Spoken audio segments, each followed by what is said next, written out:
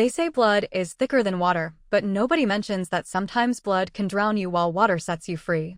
My name is Grace, and at 53, I've finally learned that being the family translator, the one who speaks everyone's emotional language while no one bothers to learn yours, isn't a gift.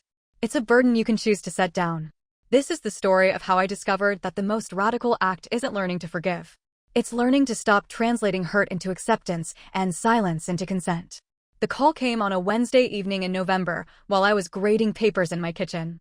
26 years of teaching high school English had taught me to recognize crisis in a voice before the words even formed, and my sister Jessica's tone carried that particular frequency of manufactured emergency that meant she needed something expensive. "Grace, thank God you answered. I'm in a bit of a situation." Jessica's voice wavered with the practiced vulnerability she'd perfected over 5 decades of being the family's beautiful disaster. "Richard's gallery is in trouble, and we might lose the house." I set down my red pen and looked out the window at the small garden I'd cultivated behind my modest ranch home. The late autumn light cast everything in gold: the chrysanthemums I'd planted in September, the maple tree I'd watched grow for 15 years, the bird feeder where cardinals came every morning like clockwork. Simple pleasures, earned through simple choices. Jessica's house, on the other hand, was a sprawling colonial in the most expensive part of town, purchased with family money and maintained through a series of financial crises that somehow always required my intervention. "What kind of trouble?" I asked, though I could predict the answer. "Richard made some investments that didn't pan out, and the bank is threatening foreclosure. We need $50,000 by the end of the month, or we lose everything." If you've ever been the family's financial safety net, the one with a steady job and sensible savings account who gets called when dreams collide with reality, you know the weight of being reliable in a family that celebrates being reckless. Hit that subscribe button and join our community of women who've learned that saying no isn't selfish, it's necessary for survival. $50,000. Not an impossible amount for me, but not insignificant either. I'd saved carefully for decades, living below my means, investing wisely, preparing for a retirement that would allow me to travel and write the novel I'd been drafting in margins for 20 years. "Jessica, this is the 3rd time in 5 years you've needed a major bailout." I know, but this time is different. Richard has a potential buyer for 3 of his pieces, and if that goes through, we can pay you back with interest."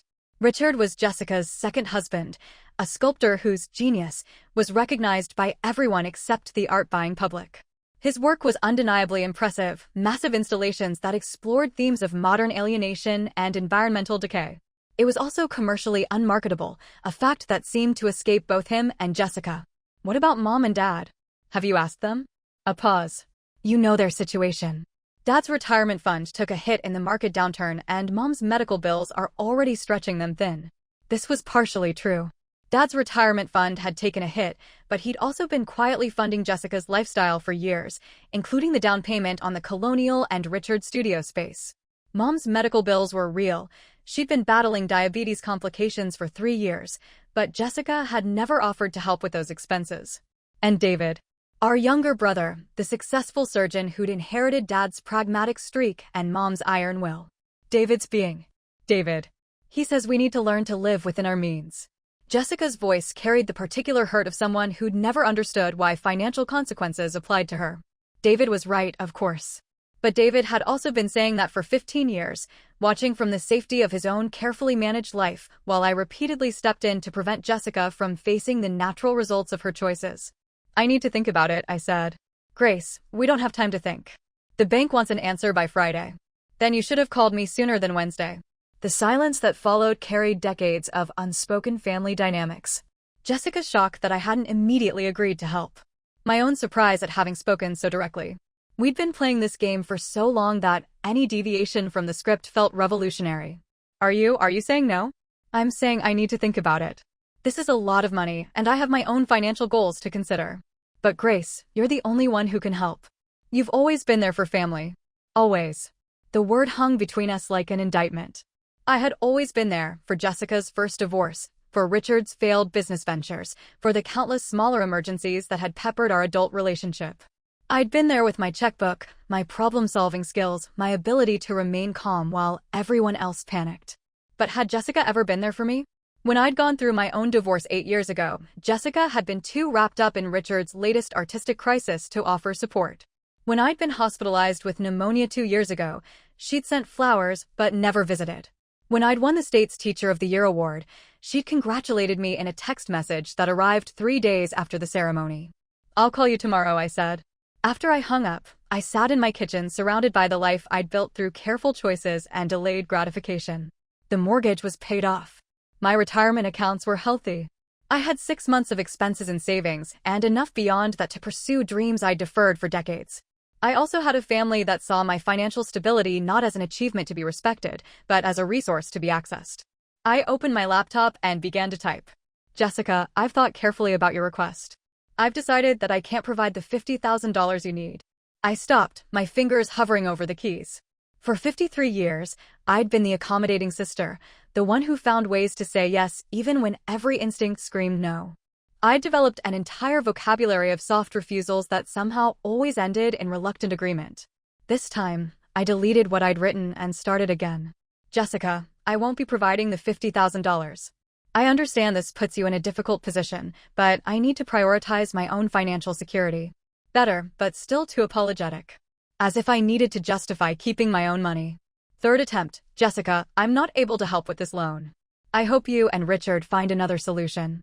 I read it 3 times, each reading making me more certain that I was doing the right thing. For the first time in my adult life, I was prioritizing my own needs over my family's wants. It felt terrifying and liberating in equal measure.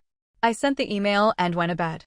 The response came at 6 a.m., a flurry of texts that progressed from hurt to angry to manipulative. "I can't believe you're abandoning us like this. Mom and Dad are going to be devastated when they find out you refuse to help. I guess money means more to you than family. David was right about you. You've become selfish." Each message was designed to trigger the guilt that had governed my choices for decades. The accusation of selfishness particularly stung because part of me believed it. Good daughters helped their families.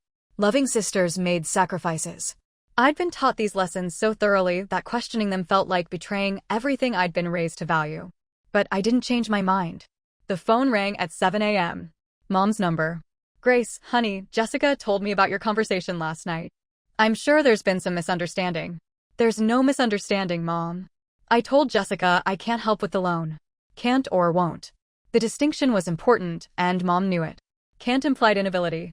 Won't implied choice, and choice implied that I was deciding not to help rather than being unable to help. "Won't," I said quietly. "Oh, Grace." Mom's voice carried the particular disappointment reserved for children who'd failed to meet expectations they'd never agreed to accept. "This isn't like you. Maybe it should be more like me." "What does that mean?" I looked out my kitchen window at the cardinal perched on my bird feeder, bright red against the gray November sky. A flash of color in a muted world, confident in its right to be exactly what it was. It means I'm tired of being the family bank. It means I have dreams too, and they matter as much as Jessica's emergencies. Of course your dreams matter, honey. But family comes first. Does it? When Jessica got married the second time, I gave her $5,000 for the wedding. When was the last time anyone in this family contributed to my dreams? Mom was quiet for a moment. "You've never asked for help." "I shouldn't have to ask. When someone you love has goals and aspirations, you support them without being asked. But this family has spent so much time rescuing Jessica from her choices that we've forgotten I might need support too." "Grace, you're being very unfair. Jessica is going through a difficult time. Jessica has been going through a difficult time for 30 years. At what point do we admit that the difficult time is the life she's chosen, not something that's happening to her?" The conversation ended awkwardly, with Mom promising to talk some sense into me after I'd had time to think about what family means. But I knew what family meant. I'd been taught the definition through decades of experience. Family meant that my stability existed to subsidize everyone else's instability. My reliability was valuable only insofar as it served other people's unreliability. My carefully managed life was important only as a foundation for other people's chaos. The pressure intensified over the next few days. Dad called to remind me of everything Jessica has done for the family, though he couldn't cite specific examples beyond her presence at family gatherings and her ability to make Mom laugh. David called to say he supported my decision, but suggested I might want to smooth things over to avoid permanent damage to family relationships. Even my Aunt Carol, Mom's sister, called to share her opinion that I was going through some kind of midlife crisis and should think carefully about burning bridges. Each conversation reinforced my growing awareness of how the family viewed me. I wasn't Grace, the accomplished teacher, the woman who'd influenced hundreds of students, the person who'd built a stable, meaningful life through her own efforts. I was Grace, the family resource, valuable primarily for my ability to solve other people's problems. But the call that changed everything came from my former student, Maya, now 28 and working as a journalist in the city. Ms. Hartwell, I hope you don't mind me calling. I got your number from the school directory. I wanted to thank you for something you probably don't even remember. Maya. Of course I remember you. What can I do for you? You can stop giving away pieces of yourself to people who don't appreciate them. I was quiet, surprised by the directness of her statement. I've been following your sister's social media, Maya continued. The posts about family betrayal and people who abandon you in your time of need. I know she's talking about you, and I know what really happened because my mom works at the bank. Maya's mother was a loan officer at the bank handling Jessica's foreclosure. Ms. Hartwell, your sister and her husband haven't made a mortgage payment in 6 months. This isn't a sudden crisis. It's the predictable result of them living beyond their means for years. The bank has been working with them, offering payment plans and modifications, but they've refused every option that would require them to downsize or change their lifestyle. This information hit me like cold water. Jessica had presented the situation as a temporary setback caused by Richard's bad investments. In reality, it was the culmination of years of financial irresponsibility. But that's not why I called, Maya continued. I called because I remember what you taught us about enabling versus empowering. You said that sometimes the most loving thing you can do for someone is to let them experience the consequences of their choices. I remembered that lesson. It had been part of a unit on character development in literature, but Maya had applied it to her own life, setting boundaries with an addicted parent who'd been financially dependent on her. You taught me that I wasn't responsible for my father's choices, only for my own responses to them. You changed my life with that lesson, Ms. Hartwell. Don't let your family convince you to forget your own wisdom. After Maya hung up, I sat in my kitchen with a cup of tea, thinking about the lessons I'd taught hundreds of students over the years. Lessons about personal responsibility, about the difference between supporting someone and enabling them, about the importance of maintaining your own integrity, even when others disappoint you. I'd been a good teacher because I believed in these principles. But I'd been a poor sister because I'd abandoned them every time Jessica needed help. The foreclosure notice appeared in the legal section of the newspaper 2 weeks later. A small announcement that Richard and Jessica's house would be auctioned to satisfy outstanding debts. By then, I'd heard through family channels that they'd found temporary housing with Richard's brother and were exploring their options. The family's response was swift and unified. This was my fault. If I'd provided the loan, they could have worked things out with the bank. My selfishness had cost Jessica her home and Richard his studio space. But I'd done my research. The $50,000 wouldn't have solved anything. It would have delayed the inevitable by a few months while they continued spending beyond their means. The house had been mortgaged beyond its value, and Richard's art wasn't generating enough income to support their lifestyle. My loan would have been a gift, not a solution. And gifts given under emotional blackmail aren't really gifts at all. The family gathered for Thanksgiving at Mom and Dad's house, the first holiday since the foreclosure. Jessica arrived late, her dramatic entrance calculated to remind everyone of her recent hardships.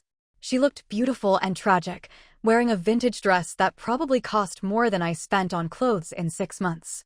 The conversation carefully avoided direct mention of the foreclosure or my refusal to help, but the subtext was clear in every interaction. Jessica was fragile and needed protection. I was cold and needed correction. During dinner, Dad made a toast about family loyalty and being there for each other in times of trouble. His eyes found mine during the speech, the message unmistakable. But something had shifted in me over the past month. The guilt that had once governed my choices felt less compelling. The family's disapproval, while painful, no longer felt like a crisis I needed to solve. After dinner, Jessica cornered me in Mom's kitchen.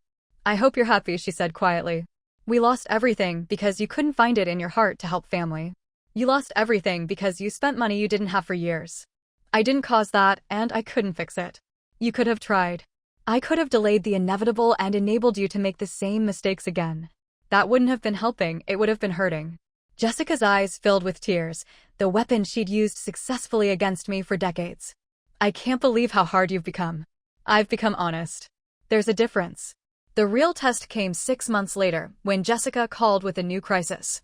Richard had been offered a teaching position at a community college, but they needed money for first month's rent and security deposit on a new apartment. Just $3,000. A small amount. A reasonable request. Grace, I know things have been difficult between us, but I'm trying to do better. Richard getting this job is exactly the kind of stability we need. I listened to her pitch, recognizing the familiar pattern but also hearing something new, acknowledgement that she needed to change, admission that stability mattered, acceptance that my previous refusals hadn't been about lack of love. Send me the rental application and Richard's job offer letter, I said. If everything checks out, I'll help with the deposit. Really? Oh, Grace, thank you. I promise this time will be different. I'm not giving you the money because I think this time will be different. I'm giving it to you because it's a reasonable request for a specific, limited purpose that supports positive changes you're making. Okay. Yes, that makes sense. It was a small victory, but significant. For the first time in our adult relationship, Jessica had asked for help in a way that acknowledged my right to set conditions, and I'd responded in a way that supported her growth rather than her dysfunction. The apartment worked out. Richard kept the teaching job. They downsized their lifestyle dramatically, trading the colonial for a modest 2-bedroom and learning to live within their means. It wasn't the life Jessica had imagined for herself, but it was sustainable in a way her previous life never had been. At Christmas that year, Jessica gave me a gift that surprised me, a small watercolor painting she'd done herself. It showed a cardinal perched on a branch, bright red against a soft gray sky. I started painting again, she said. Richard's been teaching me. I painted this one thinking about your backyard, about how peaceful it always looks. The painting wasn't technically perfect, but it was genuine in a way that Jessica's previous gifts, expensive items purchased with money she didn't have, had never been. It represented time and effort rather than financial transaction. It showed me that she'd been paying attention to my life, noticing details about my world that mattered to me. It's beautiful, I said, and meant it. I wanted to thank you, she said quietly. Not just for the deposit money, but for not enabling me anymore. I was angry at first, but Richard and I have had to learn skills we never developed. We're happier now in a weird way. More secure, even though we have less. That conversation happened 3 years ago. Jessica and Richard are still in their modest apartment, still living within their means, still building a life based on reality rather than dreams funded by other people's money. They've had financial challenges, but they've handled them without family bailouts, learning to solve problems rather than transfer them to others. The family dynamics have stabilized too. Mom and Dad have adjusted to Jessica's new circumstances and stopped pressuring me to resume my role as family bank. David has developed a closer relationship with both of us, no longer feeling like he has to choose between enabling Jessica and abandoning her. I used the money I didn't lend to Jessica to take a sabbatical year, during which I traveled to Ireland and finished my novel. The book was published last fall, a quiet literary success that earned modest royalties, but significant personal satisfaction. At my book launch party, Jessica was in the front row, cheering louder than anyone when I read from chapter 3. Later, she told me that seeing me pursue my dreams had given her permission to pursue hers in a more realistic way. I spent so many years thinking that dreams were supposed to be impossible, she said. That if you could achieve them through normal effort, they weren't really dreams. But watching you write your book while working full-time and managing your life responsibly, it made me realize that sustainable dreams are better than impossible ones. Now, at 56, I've learned that the most important language to speak fluently is your own. For decades, I'd been so busy translating everyone else's needs into my obligations that I'd forgotten to listen to my own voice, to honor my own dreams, to value my own choices. The family still calls me when they need advice or support, but the tenor of those conversations has changed. I'm no longer seen as the solution to every problem, but as a person whose wisdom and resources deserve respect. My boundaries are accepted rather than challenged, my decisions honored rather than argued. Being the family translator taught me to understand everyone's emotional language, but it also taught me something more valuable, the difference between understanding someone and being responsible for them. I can comprehend Jessica's tendency toward financial chaos without fixing it. I can appreciate Richard's artistic vision without funding it.